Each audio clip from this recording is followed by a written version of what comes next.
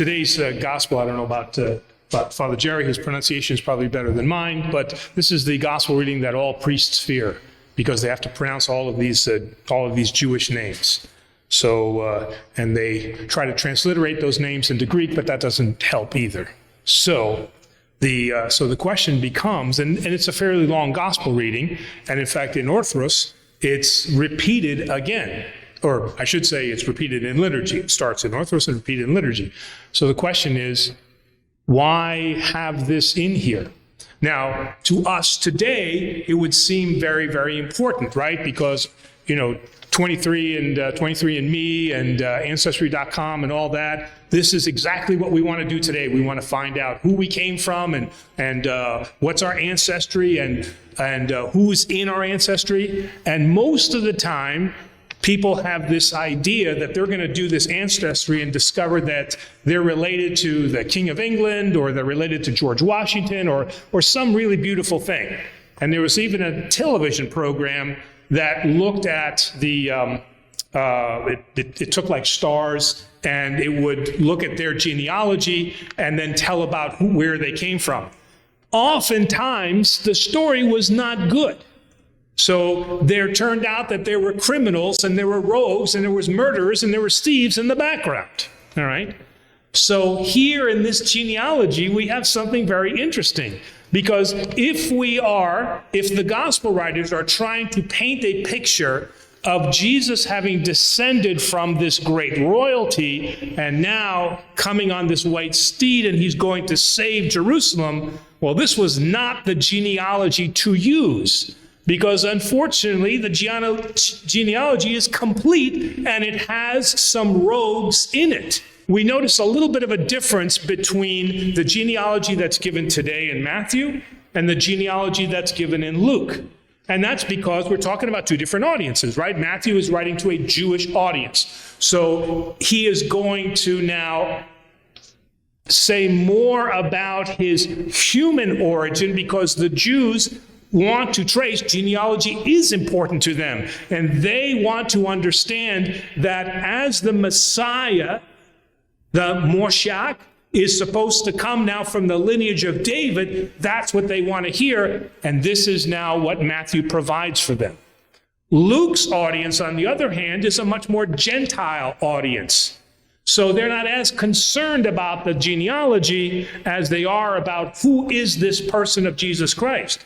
So it's interesting because now in Luke's, what is stressed is more of the divinity, because it ends with son of Adam, showing his humanity, that he has come from the protoplasti, from that first origin, and the Son of God.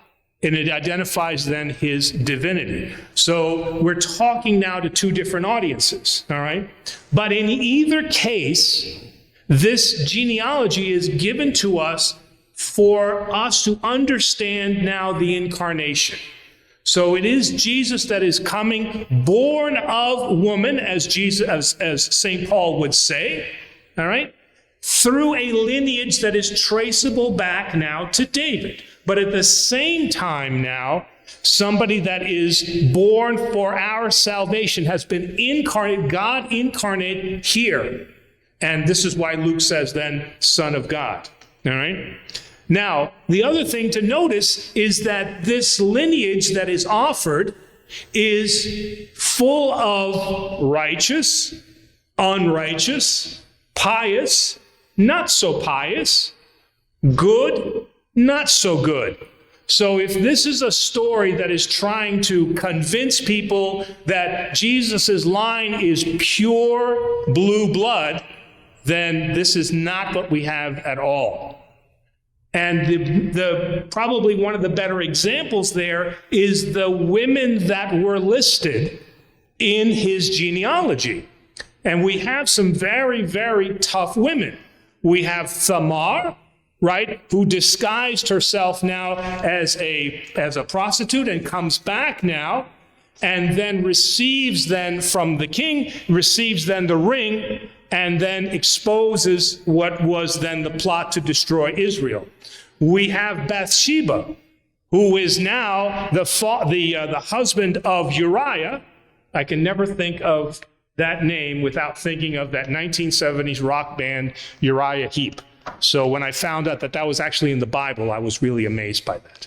All right. So we have now Bathsheba, and what happens there? We have David, while Uriah is out fighting for him, ends up sleeping with her and then having a child by her, and then David turns around and does what? Leaves him out in the war, and then he ends up getting killed, and then now he has Bathsheba to himself. And then we have Ruth. And lastly, we end now with the Virgin Mary. And think of the scandal at that time, right? They see these names, and now we have Mary, and then we have Joseph, who now, as we heard in the gospel reading today, wished to divorce her quietly, and then was told by the Holy Spirit, no, what is born of her, what will be born of her is of the Holy Spirit.